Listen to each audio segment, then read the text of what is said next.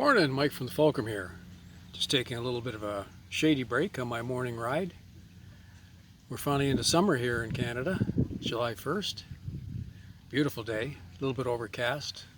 Keeps one from getting sunburned. It's about 26 degrees. Beautiful weather, breeze blowing. And today we're going to talk about when you kind of fall off the wagon, or at least one of your ducks falls off the wagon. Your exercise routine, your spiritual routine.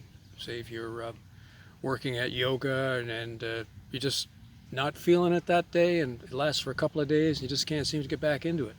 So we're going to talk a little bit about that.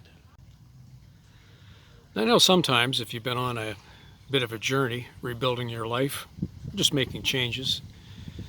Let's say, for example, back in January you started doing an exercise routine. So you went to the gym every day or every couple of days, did your thing, found a routine that works for you, but it's starting to get stale.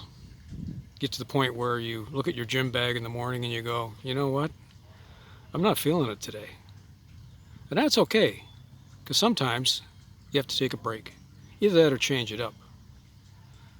For example, I picked up doing Qigong earlier this year, and it's been great benefit to me, but because of the weather, all through most of the winter and into the spring, had to do it indoors. It wasn't much for going full monk and walking out in the snow up to my waist and doing it out there in the backyard. Weather got better, I went into different spots outside, and things like black flies and mosquitoes raised their head, which is an occurrence here in Canada. The bugs eat you alive. So it became a matter for me when the morning came where it was, well, you know what, maybe I should just stay in bed for another hour.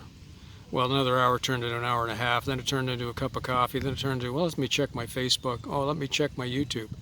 Before I knew it, it was 2 o'clock in the afternoon, and that opportunity was lost. So what I did was the next day, I just changed my perspective on it. Hopped on the bike and went scouting for outdoor spots where I could do my routine in relative peace and quiet. And of course, not scare the normies. Found a couple of good spots down by the marina here. There's a band shell, which doesn't get an awful lot of traffic in the morning along the trail you could use.